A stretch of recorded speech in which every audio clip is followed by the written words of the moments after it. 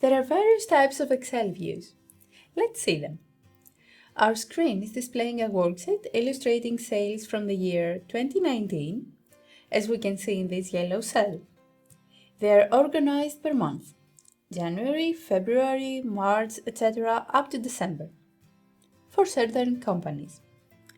If we move to the right a little, we'll be able to see sales for the year 2020 in blue and for the year 2021 in green. Excel has three views, which we can see if we go to the View tab of the ribbon. That's Normal, Page Break Preview, and Page Layout View. There are the custom views as well, but for those we will need a dedicated video. What we usually work with is the Normal View.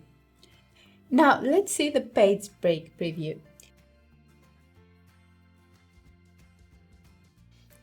Our document immediately displays several numbered pages, like these ones here, page 1 and page 3. And if we bring the mouse pointer further down, we'll be able to see page 2 and page 4. You may also have noticed some blue vertical and horizontal lines. If we change the document zoom,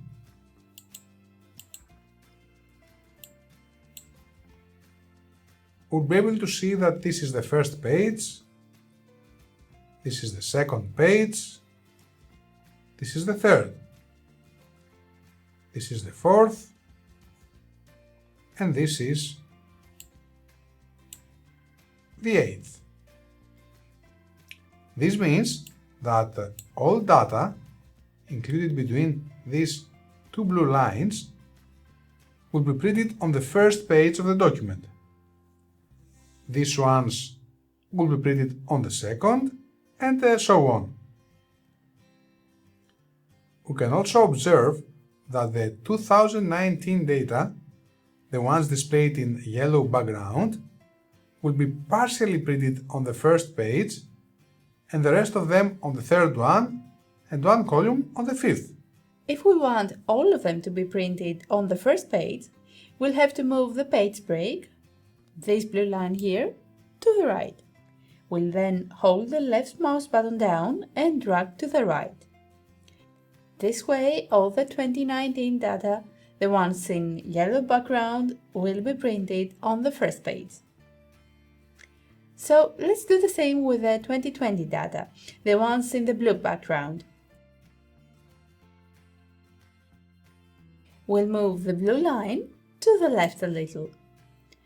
This way, each year's data, 2019, 2020 and 2021, will be printed on a separate page. Let's take a look at the last view now, the Page Layout view. In this view, our sheet is divided into pages as before. The difference is that this time there are no blue lines to separate our pages. The pages now look exactly as they would if they were printed on paper. In this view, we do not have the ability to move the page break lines as before, but we have the ability to add or edit headers and footers. We click on the top of the sheet and see that three different areas are activated to add headers. One at the left of the page, one in the center, and one at the right of the page. Let's type the text Sales on the left side. Similarly, if we go to the bottom of our sheet, the three corresponding areas of the footer of our sheet will appear. We select the center area of the footer. A new tab has been activated in our ribbon that gives us several options for managing the headers and footers of our sheet. We click on the button with a page number name. This will display in the middle of the footer the page number for each page of our sheet.